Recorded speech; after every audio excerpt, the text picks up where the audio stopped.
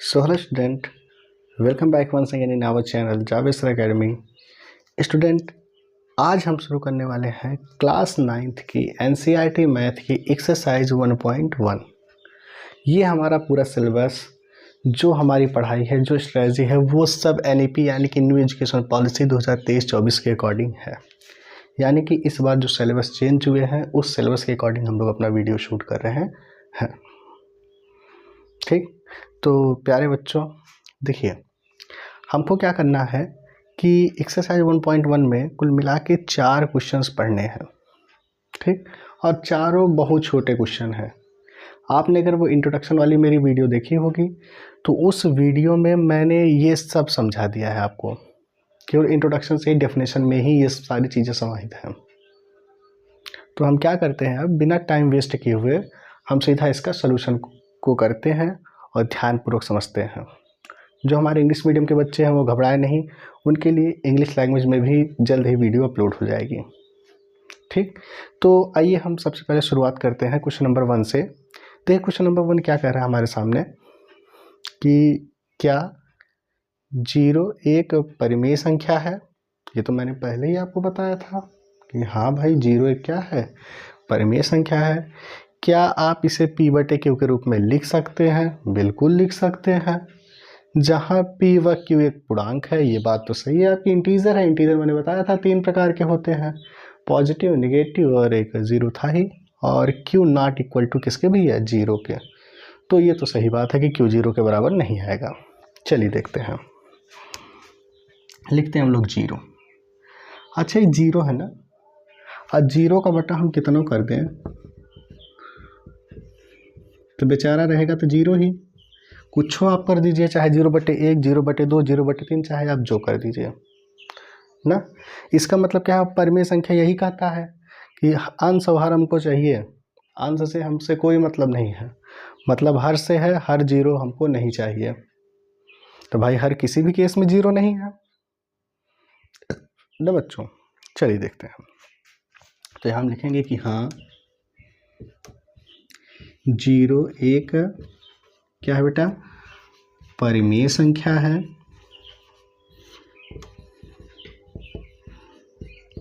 है। और हम इसे p/q के रूप में लिख सकते हैं।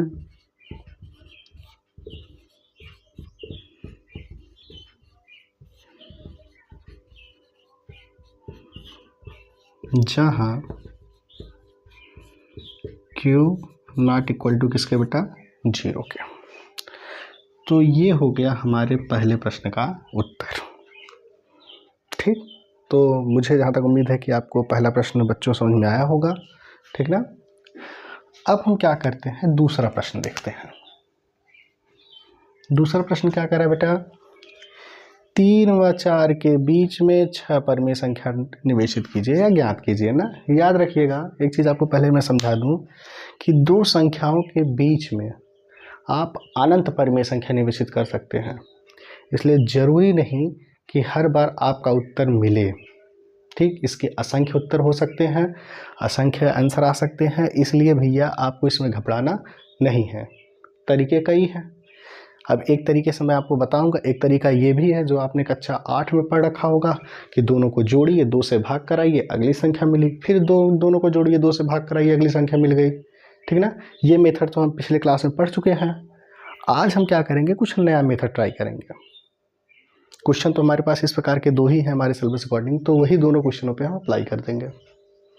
ठीक, तो पहला हमारा भी ये 3 है, दूसरा क्या है, 4 है। इनके बीच में हमको कितनी परिमेय संख्या डालनी है, 6 परिमेय संख्या डालनी है। तो यहाँ लिखेंगे 3 व 4 के मध्य 6 परिमेय संख्या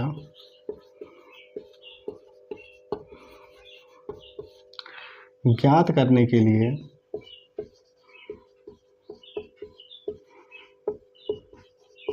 जितना कहेगा भैया उसी में एक जोड़ देना।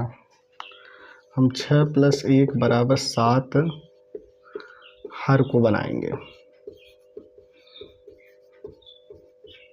मतलब समझ रहे हैं कि हर को हम किस रूप में बनाएंगे, 7 के रूप में बनाएंगे, मतलब जितना रहेगा उससे 1 ज़्यादा करेंगे। अब ये होगा कैसे, देखिए तब 3 गुणे 7/7/1, 3 7 21 बटे 7 1 7। अगला है भैया 4 गुणे 7/7, 7 चौक 28 बटे 7 1 7। इससे आप पढ़े होगे कि अंश का गुणा अंश में भैया, हर का गुणा हर में।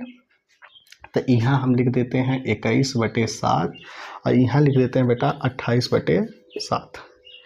अब देखिए नंबर बढ़ाते जाइए, 21 के बाद अंश को बड़ा करते जाइए, हर को वही रखिए, 22/7, 23/7, 24/7, 25/7, 26/7, 27/7। है ना बढ़िया मेथड। क्या हमने किया, बस जितना याद करना था उससे 1 बढ़ाइए, अंश और हर में गुणा कराइए, गुणा कराने के बाद इसको स्टार्टिंग लिखिए, इसको एंड में लिखिए, बीच में एक एक करके अंश को बढ़ाते जाइए, हो गया हमारा आंसर। ठीक। अब है क्वेश्चन नंबर कौन सा बेटा हमारा, तीसरा, सेम इसी टाइप का। 3/5 और 4/5 के मध्य 5 परिमेय संख्या निवेशित करिए।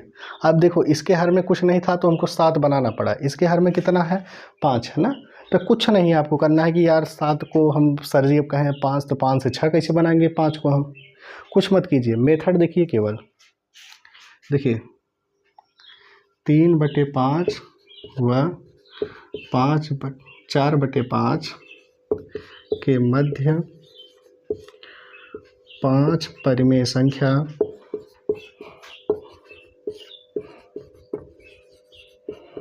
ज्ञात करने के लिए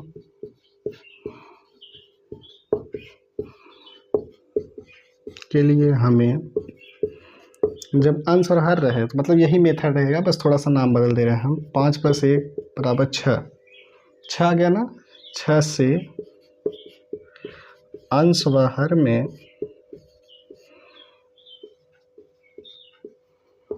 गुणा कराना होगा। याद रखिएगा कुछ टाइप के ऐसे क्वेश्चन मिल जाते हैं, मान लो जैसे अगर यहाँ पर 4 होता, यहाँ पर 5 होता, तो पहले 5 इसमें, पहले 4 का गुणा इसमें करा के, मतलब 5 का गुणा करा के इसका हर बराबर, इसका मतलब इसके गुणांक से इसमें गुणा, इसके गुणांक से इसमें गुणा करा के हर हम क्या कर लेते हैं, बराबर कर लेते हैं, उसके बाद हम सॉल्व करते। नहीं तो पुराना मेथड आपका याद है, दोनों को जोड़ो 2 से भाग ना। अच्छा, तो अब हम क्या करते हैं, 3/5, 6/6, 6 × 18 बटे 6 × 30, 4/5 गुणे 6/6, 6 चौका 24, 6 पंचे 30। तुरंत भैया यहाँ लिखो 18/30 और यहाँ लिखो बेटा कितना, 24/30। तो 18 को बदलेंगे भैया 19, 20, 21, 22, 23, 1 2 3 4 5, हो गई 5 संख्या निवेशित। हो गया आपका क्वेश्चन नंबर 3। देख लेते हैं क्वेश्चन नंबर कौन सा, 4 हमारे पास कह रहा है, दिए गए कथन में सत्य है या असत्य, कारण के साथ अपना उत्तर दीजिए। तो पहला क्या है भैया, प्रत्येक प्राकृतिक संख्या क्या होती है, 1 2 3, ये सब क्या है, प्राकृतिक संख्या है। एक पूर्ण संख्या होती है, देखो ये प्राकृतिक हो गया, अब पूर्ण कौन सा हुआ, जब प्राकृतिक में हम 0 को मिला दिए ना। तो जाहिर सी बात है भैया कि जितनी भी प्राकृतिक संख्याएं हैं वो पूर्ण संख्या में है, क्योंकि पूर्ण संख्या की परिभाषा यही कहता है क्या, कि भैया प्राकृतिक संख्या में 0 को मिला दीजिए, संख्या पूर्ण हो जाती है। तो लिखेंगे कि ये क्या है, सत्य है। पहला वाला हमारा क्या है बेटा, सत्य है, क्योंकि पूर्ण संख्या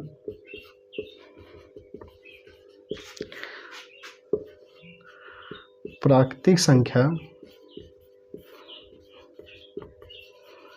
व 0 से मिलकर बनी है। बात समझ में आई, ये आपका हो गया पहला कारण। दूसरा वाला हम लोग देख लेते हैं बेटा।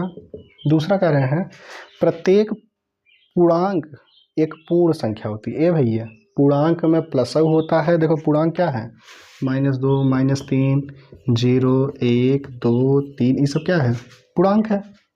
अब पूर्ण संख्या हमने यहाँ लिखी है, ये हो गया हमारा पूर्णांक। अब पूर्ण संख्या अभी अभी हमने लिखी थी 0, 1, 2, है ना। तो अब देखिए पूर्णांक हमारा माइनस में भी होता है, जबकि हमारी पूर्ण संख्या प्लस में है। पूर्ण संख्या हमारी किस में बेटा, प्लस में है। तो क्या करेंगे यहाँ पर हम कि ये असत्य घटना होगी। क्यों, क्योंकि पूर्णांक धनात्मक कमा ऋणात्मक व शून्य होते हैं, जबकि क्या बेटा, पूर्ण संख्या, जबकि पूर्ण संख्या शून्य व धनात्मक होती है। ठीक, अच्छा अब हम बढ़ते हैं थर्ड वाले की तरफ। थर्ड वाला क्वेश्चन क्या हमसे कहा है, प्रत्येक परिमेय संख्या एक पूर्ण संख्या होती है। अब देखो परिमेय संख्या क्या है कि जिस संख्या को हम p/q के रूप में लिख सके वह संख्या परिमेय संख्या है। पूर्ण संख्या क्या है, पूर्ण संख्या का मतलब वो पूरी कंप्लीट होती है, उसका कोई पार्ट नहीं होता है, भाग नहीं होता है। जैसे 0, 1, 2, 3, 4 पूरा रहेंगे। अब परिमेय में 2/3 हो सकता है, -5/6 हो सकता है ना। तो होगा क्या बेटा कि अब इसमें कह रहा है कि जितनी परिमेय संख्या है कुल की कुल क्या होंगी बेटा, पूर्ण संख्या, जो कि संभव नहीं है ना। तो हम यहाँ लिखेंगे भैया तीसरा वाला, इसको ब्लैक से लिख देते हैं ना। तो क्या हुआ बेटा यहाँ पर कि परिमेय संख्या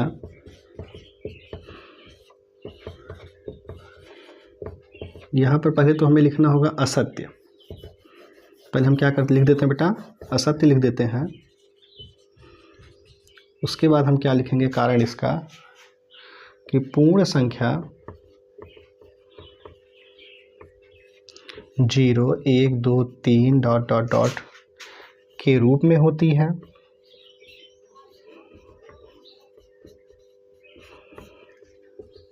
जबकि परिमेय संख्या -1/2, 0, 1/5, 2/9 के रूप में हो सकती है। ठीक, तो ये तो बात हो गई हमारे क्वेश्चन की ना। तो ये हमने क्वेश्चन को देख लिया कि भैया इसका ये कारण हो सकता है, इसलिए ये नहीं आएगा। तो देखिए विद इन टाइम आसानी से हमारा जो क्लास 9th का एक्सरसाइज 1.1 है बहुत आराम से सॉल्व हो गया। ठीक, और हमको बढ़िया से समझ में भी आया होगा। मुझे उम्मीद है कि मेथड भी आपको बहुत ईजी लगा होगा। ठीक, तो फिर अब आज के अध्याय में बस इतना ही। इसके बाद मिलेंगे आपसे हम नेक्स्ट क्लास में। नेक्स्ट क्लास में डिस्कस करेंगे हम लोग एक्सरसाइज 1.2। ठीक, उसके पहले अगर आपको इसमें कोई भी डाउट है, कोई भी प्रॉब्लम है, तो कमेंट बॉक्स आपके लिए खुला है। ध्यान से देखिए, हमेशा पूरा वीडियो देखिए, जो भी समस्या हो रही है वो पूछिए। और हमारे CBSE के बच्चे बिल्कुल भी ना घबराएं, उनके लिए भी इंग्लिश मीडियम में ये अपलोड हो जाएगी। ठीक, और जल्द ही हम लोग सीटेट की मैथ और इंटर की मैथ स्टार्ट करने वाले हैं। तो जो भी आपके साथी हों उनसे कहिए कि ज़रूर जुड़ें, एक बार ध्यान दें, पढ़ें, धीरे धीरे सारी चीज़ें पहले से बेहतर होती जाएंगी। तो आज के अध्याय बस इतना ही छात्रों, अब मिलेंगे नेक्स्ट लेक्चर में। Thank you so much guys, thank you so much for watching.